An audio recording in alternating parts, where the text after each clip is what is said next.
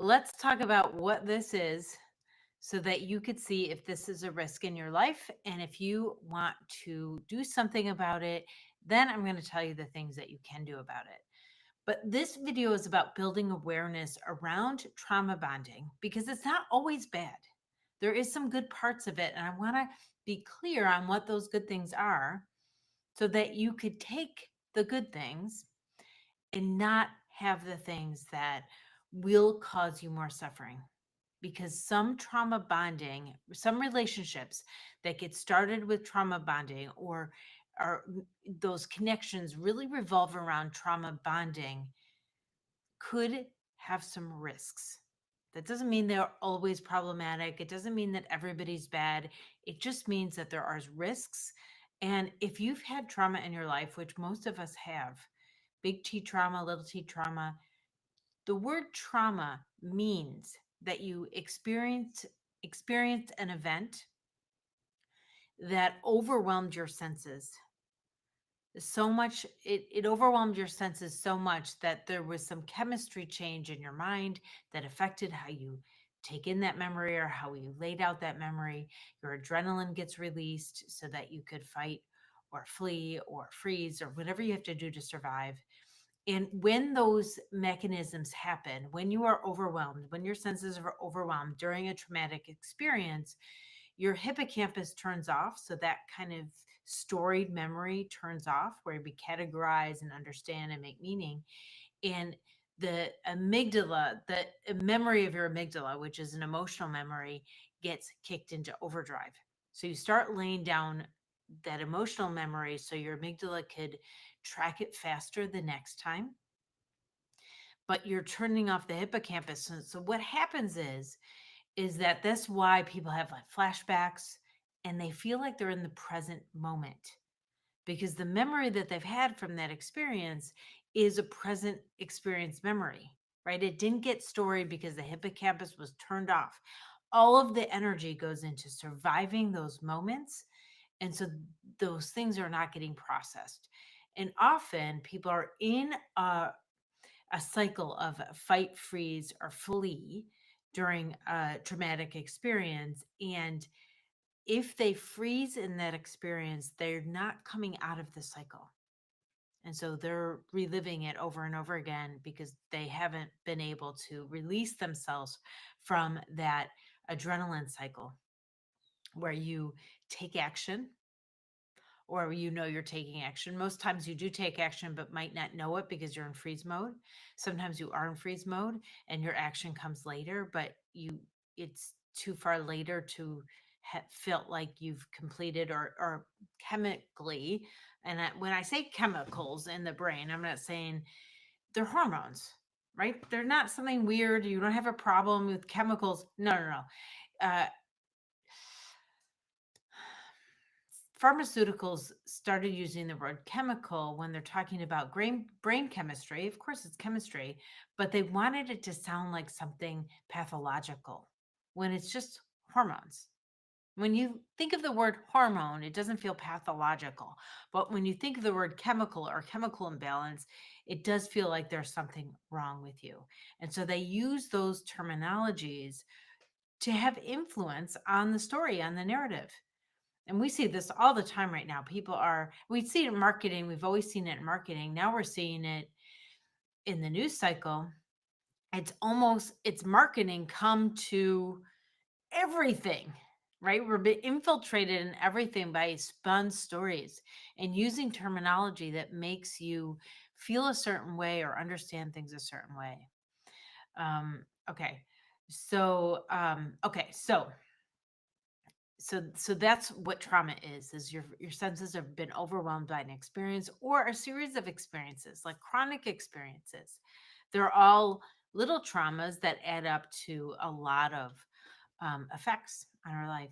And what happens is when you've experienced a trauma, you have effects from the trauma, right? So you don't still have the trauma. Trauma was the experience, but you have effects of the trauma. So some people might call those symptoms or consequences of the trauma. So ways that you are, after you've had that experience, ways that you continue to express how that event affected you.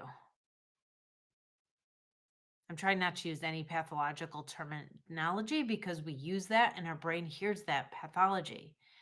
But this is really exactly what we'd expect you to have if you've gone through a hard time. I want you to know that this is not like something's wrong with you because you have this, that you have these consequences of trauma, or you have these feelings after your trauma, or, um, people might call them issues. This is a regular human response to what happened. You're not crazy. You're not weak. You're not anything. And you didn't cause the trauma in the first place. That's an important message that I want you to hear. That you didn't cause it in the first place, and you're not causing this reaction to it. This is a regular human reaction. It'd be weird if you didn't feel something after having gone through that horrible, horrible thing, right? Okay. So when people go through trauma, I've talked about this tons of times, they end up blaming themselves quite often, or being confused about how to make meaning. Like, is it me? Is it them? Is it me? Is it them? Right? They play the blame game, which causes so much suffering because our mind really wants an answer, really wants to understand it, create some kind of order around it, but we don't really have confidence in ourselves after we have a trauma because we are often blaming ourselves, like we invited it in somehow, or we caused it or allowed it. um and we didn't, we didn't. But it's the fastest way for us to get order, but it's actually not order because we keep questioning and keep questioning, because even that doesn't make sense. Thank goodness. It makes sense, and then it doesn't make sense, and then it makes sense again, and we argue it over and over and over. Okay. So when you've gone through trauma, you're in that state. Sometimes you have consequences of trauma, you're questioning yourself, you're doubting yourself, you're feeling very bad about yourself. You feel different. Sometimes people use words like, I feel broken, I feel like a mess, I feel, it makes you feel different. And when we feel different, that is such a heavy thing on our psyche. It's so upsetting, it's so consuming. And it feels like you're the only one who has this experience. And you could maybe put on a good face on the outside so nobody really knows. Other people have had trauma thinking the same thing as you, that they're the only ones. They look at you and think you're fine because it's so hidden and invisible. But really, people are struggling. This is a regular human response. So, this is a lot of people struggling. A lot of people struggling with their self esteem on the account of it, with anxiety, with insecurity, um, depression, maybe, so many things, lack of motivation, perhaps. And so, when you feel that bad and feel different, when you feel that bad, you tend to isolate yourself. So when people feel bad, they isolate themselves. The worst thing that you could do is isolate yourself, because then you're stuck in that negativity in your head, and you're stuck in the blame game, and you're stuck thinking about these terrible things about yourself. Don't isolate yourself. Get around people, even if you're not vulnerable, because it feels like, oh, I can't be vulnerable with people right now because it's so, I've had so much trauma and I have so many consequences, and I'm, pretty sensitive. You don't have to like be with people and tell them everything about your life. And you don't have to open up. We think that everyone can see all that stuff inside, and they cannot. But even if you're making small talk, like with a barista saying, like, your earrings and what's good here or whatever, even those small talk things is getting out of isolation. It's not all you need, but it's something, and it could get you started. And that barista is not going to be like, that person's crazy, because you're going to be normal when you go into the coffee shop. You know what I mean? So, of course, there's always exceptions to this. When I say something, everyone's like, well, there was that one time. Um, so, when you feel so different and feel so either empty inside or ugly inside, or that you're a mess inside or dark inside, right? When you're feeling that, you feel different than everybody else. Everyone looks fine. They're going about their day. You can't even, it's just like boggles your mind. They're going about your day and you feel so dark inside.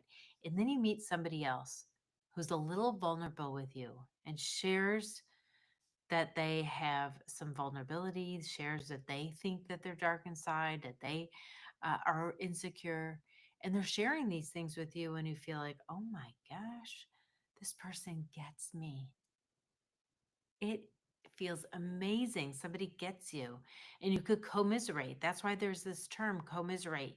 You get each other, and you could relate to those, the upsetness and the consequences of trauma and the insecurity and the feeling like it's you, and the feeling gross or feeling like no one wants to know this stuff or whatever, right? You just could relate to each other. It's a beautiful thing. And after being isolated because you pulled yourself away from people, thinking nobody wants this, nobody wants to hear this, nobody wants to, I don't want this to touch anybody, it's so ugly and horrible, I don't even want it to touch anybody else. And so you've isolated yourself. And then all of a sudden, you have a connection. And the connection feels so good that you really kind of latch a little. There could be, this is the risk, not always, but the risk is there could be some grabbiness there or graspiness. And when there's a little bit of graspiness, then some negative risks could happen. Like there could be a little bit of dependence on that, over dependence. Dependence is good, interdependence is good. Codependence is, it's got a negative connotation because of the recovery world, but it's actually a beautiful thing. It's very human. We're social beings. So they kind of co-opted it and made it a negative term the way they use it. And the way they use it, I would say over dependent, not codependent. Or and so so if you are really latched on and over dependent on that being successful, staying perfect, nothing stays perfect, right? That other person is a human being. They're going to make mistakes, not on purpose. And because they had trauma, sometimes they will err on a survival thing, like if they get freaked out, they will go to their own survival skills, which might be isolating themselves, leaving you out. It could be temporary, but it could be permanent. But that's what they might have to do when they feel overwhelmed. And so the risk is that they isolate themselves, and then you feel like it's you. It has nothing to do with you. Right? These are practical ways to understand the risks that could be that might be a little bit benign, but man, it's heavy. If you've bonded with somebody around something that you feel like nobody in the world understands, and then that person has an upsetting moment and isolates themselves and you're alone again, it could be devastating. It could be devastating. Uh, there's other risks. Some of the risk might include, so bond, the word bonding, I didn't define bonding. Bonding is getting close to somebody, right? It's exactly what it sounds like. Getting and feeling very close to somebody around. Usually the connotation of bonding is you get really close to somebody around an experience, and it could be experience that you both gone through together. So if you were in the same um, platoon during war, you would be bonded around that experience. Even if you were in the same war but not in the same group, that could still be a bonding experience because those are unique things that nobody else gets and somebody gets you. So sometimes you've had the same experience. Sometimes you could trauma bond with different experiences. Just the known understanding of going through a really, really awful thing is enough to create a trauma bond. So some bonds are wonderful. Wonderful. I mean, we are social beings. We need bonding. We need to be able to be vulnerable with somebody and let somebody really see us.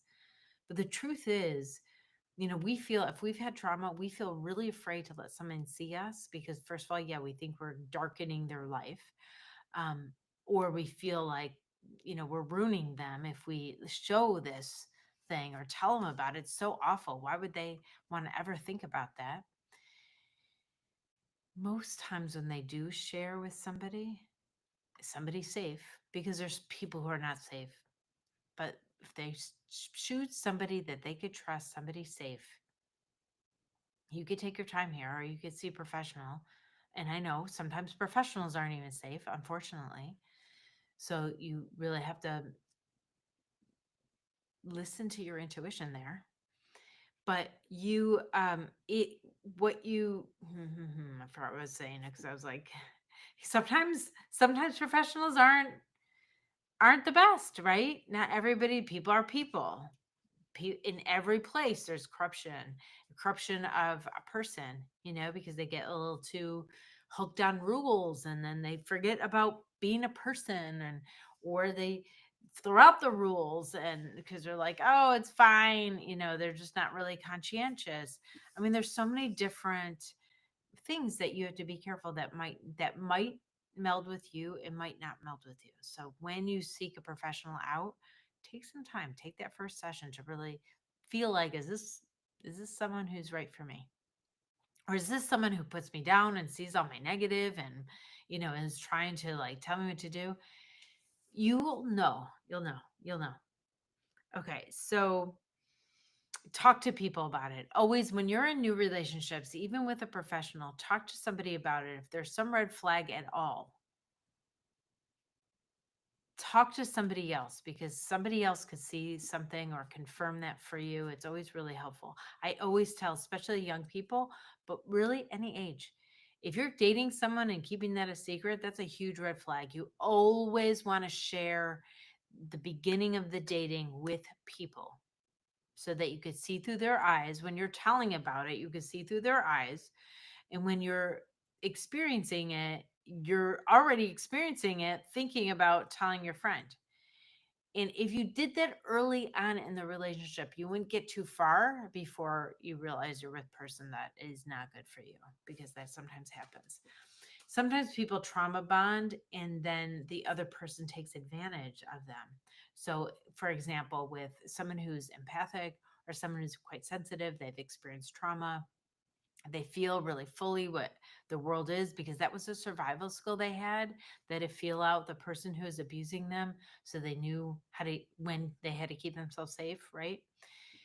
And then you have like a narcissistic person. So this also is a person who's experienced trauma. This is a anxiety disorder because they feel dysregulated all the time. And so they feel like they have to control situations or other people or themselves in very, very strict and rigid ways in order to re-regulate. But because it's not sustaining, because they're not really using their personal agency, they're like consuming other people and controlling other people, it's not sustainable, and they have to keep doing it. And sometimes it increases and increases. So that's where a narcissist would come from. And so sometimes you might trauma bond with somebody, and then they're so dysregulated, they have narcissistic tendencies, and they start to try to control you. Uh, that's a problem. That would be a really huge problem that you don't want to get into. That's why you want to tell your friends early on in a relationship, because once you start loving somebody, it's really hard to get out of there. Really hard to get out of there. And if you're along and you're like, this is me, I'm in this thing, I've been in here for a couple of years, this is a narcissist, this person is not a narcissist. This person has narcissistic actions, tendencies, behaviors, right? Because I don't like to label people, because sometimes there's some good in them too, but when they get dysregulated, they have to grasp and they have to try to control somebody else or control situations, and you're there, and man, they're consuming you, right, to regulate themselves. And if you are far into a relationship, you're like, I got to get out of here, and that's how you found this video, because you're like, I got to get out of here, how do I do it? You have to get more people around you. So you need a community. Most of the time, if you are with somebody who's using abusive tactics, like power tactics, and power tactics are anything that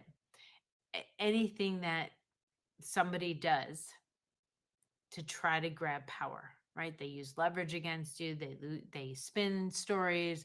They lie and act like you did something wrong. They're financially controlling you. They want to isolate you from other people. They lie but think you're lying even though you're not. They're accusing you of stuff that they did and really, really mad. You're second guessing yourself. They're blaming you for them getting upset. All of those kind of power tactics to turn the tides. They gaslight you. Gaslighting means they make you, they make whatever you're asking or your behavior sound like you're a crazy person, that something's really wrong with you, like you're totally overreacting or something. If you give them feedback about their behavior, you turn it right around and act like you're crazy for saying what you're saying. That's gaslighting.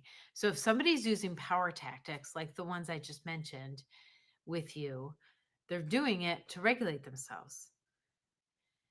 And mostly one of the power tactics that's very, very common and usually pretty universal with these kind of relationships is to isolate you, is to try to get you away from your friends and family as much as possible, to consume all of your time so that you don't have people to see through their eyes, because they know, and maybe not cognitively, it might be unconscious because they watch somebody else do this behavior, but they know that other people, first of all, they feel threatened by that because they know other people will tell you that they're bad, right? And other people will see them for who they are and tell you and take you away from them. And that is so terrifying and so risky to them in their mind, because then how are they going to survive?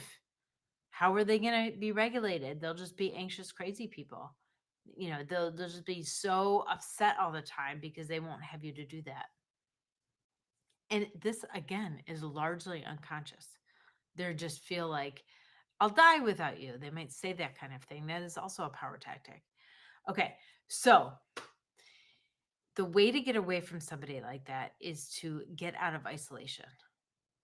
So what you want to do is start to build some relationships outside that relationship. And these other relationships will help you build confidence in yourself and give you support so that when you're ready to get out, if you, it depends on how entrenched these relationships are. Maybe you're living with somebody, you're married, you've been there for a long time. If you're really entrenched, you need to plan before you do anything. You need to plan finances, you need to plan where you're going, you need to plan how you're getting away, you need to plan all this stuff ahead of time so that you're safe and that you can make a cleaner break or get supports that you need, because you're going to need a lot of supports. If you're just starting in it or you're not living together still, and sometimes it's a little bit easier, but let's be real, these people can be very dangerous. So, okay, so that's not all trauma bonding. That's just one kind of trauma bonding. There's that trauma bonding that it feels so good because someone gets you, and that feels amazing. Like you feel like so amazing. Another risk is when you've had that trauma bond, you could see this. You could see this like in an institution, say like a high school or something, because there's people together in that situation, and people going through teenage years, it's developmental to struggle a little bit, but now in this, with this world, like teenagers are really, really struggling. So when you are isolated and feel crazy and feel different than other people and feel anxious or depressed, you isolate yourself, but then you start to get into a group that is also depressed or anxious or whatever. And then there's the trauma bonding, which is wonderful, and you belong finally. And to be isolated and then belong, I mean, this is what humans want. We want to belong so bad. And so there's commiserating as part of the culture of this group. And for a while, it's beautiful. But then it's like, if you get better, you're kicked out. So you can't get better. Right. And this, again, unconscious. You know, you're not planning this, but we have really complicated brains and we like understand it, even though we're not understanding it consciously, if that makes sense. We understand that that could get us kicked out, or that we wouldn't belong anymore if we were happy. And so then there's a perpetuation of the sadness. There's no motivation to feel happy, to all. I always say that, when you're in a situation like that, like plan to all rise out together, you know, like let's lift each other up. Let's decide together that we need to lift each other up, and let's all get out of this together and still be best friends. You could do it. You could do it. So So that's trauma bonding. So trauma bonding often could feel oppressive if the other person is using power tactics, for sure. Sometimes people are using power tactics and they don't know that they are. They don't even know that they are. They just like need you. They really, really need you. And that doesn't feel like a power tactic because they don't feel very strong. You know, a lot of people who have narcissistic tendencies and do these power tactics feel very weak. They don't feel powerful. So they do not even know that they're doing it. And they also tell themselves they're not doing it and tell themselves that they're weak as well. So go watch my video on the drama triangle because I think that's really, a really good video that's going to really help you understand how you could get in a cycle of one of these three roles. The roles are perpetrator, savior, and victim. And trauma bonding is relating to somebody in that trauma bonding as a terminology. So the term trauma bonding usually talks about it in a negative connotation. So relating to somebody as a perpetrator, victim, uh, axis, or perpetrator savior axis, or victim savior axis. Right? There's some kind of way to relate that's on that drama triangle. That's not necessarily a healthy way to relate and a sustaining way to relate. Somebody's getting hurt, and probably both people. The description, trauma bonding, if you were to describe trauma bonding, you're describing trauma bonding like if you're using it like you're bonding around something that you've had, an experience that you've had. That's not bad, right? So technically, as a description, it's not bad. And so there's some good stuff in it. There's some good. You do want to get around people who get you. You do want to get around people who have experienced what you can experience. In fact, in therapy, and I haven't done this in a really long time, but in fact, we used to have definitional ceremonies all the time in my office or reflecting teams. So I would invite back clients that have had that problem in the past and they had it a long time ago and they're integrated and healed because we had worked together years ago or something like that. And they are able to come in on a newer client, not brand spanking new, but like a newer client after I worked on some things and they've developed a an alternate story and really breathed life into that healing process. They could have somebody listen to their story and give a reflection of that, and that actually helps them even heal more and more and more.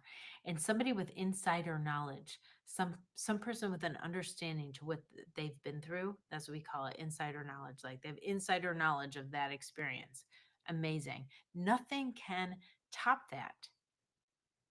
There's nothing that could top that. Yeah. So I just realized I've been looking.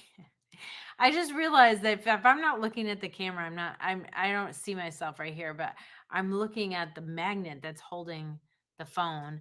And it probably looks like I'm looking at myself, but I don't see myself because my camera's facing the opposite way.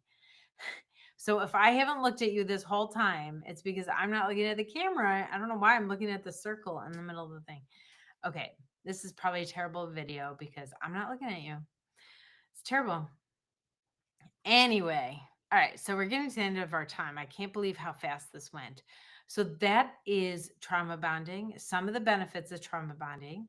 We want to bond with people. We want to connect with people, right? The answer is not to be with nobody. That's the answer a lot of people think. I can't trauma bond, so I got to be with nobody. I can't get hurt. I got to be with nobody. That's not the answer. There are trustworthy people. And if you've had trauma, yes, you could make connections with people who've had trauma too. But if they're integrated and healed a little bit, those will be like your mentors. And if you've around other people who have trauma, it depends on where they are in the path and how nice they are. I would observe them a little bit longer and I observe how they are. And if you could really trust, right? It sounds like I'm being really negative of someone who has had trauma, but you do want to, you don't need to if you've come across somebody else who've experienced trauma, you don't want to like burden them with all your stuff. anyway. You want to get to know them and be friendly and that kind of thing. And if you could trust them, yes, then you could bare your soul to them, but not right away for many reasons. And some of it's kindness. But that doesn't mean don't do that with anybody. First of all, when you meet anybody, you wait and you watch them for a while. You find out how they treat everybody around them. You watch and watch and watch before you trust them with your heart. Anybody you meet. And then you want to make sure that you have people in your life that are healed also. So you have a variety, right? You have people because people are a variety, right? So many people have been hurt and they'll get you, but some people have healed in different levels of healing. And so you want a diversity of the relationships that you have in your life because you'll learn from all different kinds of diversity of people of of their experiences in life, if that makes sense. I hope that's really helpful. I hope that video was really, really helpful. I was really excited to do this topic because I think it's something that people don't necessarily really understand. And I know I'm like going way over. It's like a long video, but hey, if you want more from me, I have a couple more shows in June. I'm taking off. Ask Dr. Jodi for the summer. I'm taking off for the summer. But other than that, I go live every Monday at 8 p.m. And with the topic for you, if you want insider knowledge, come on over to jodiamon.com/live and you could learn all about what is going to happen next. And you could also even sign up to be coached on live on the show. And you could be anonymous, that's fine. But I'd love to. I think people could relate to other people's stories. And so I really want to get more and more stories out there so that you can not feel so crazy, not feel so alone, and understand that it is possible and have hope for healing. So come on over to jodiamon.com/live and I will see you next week.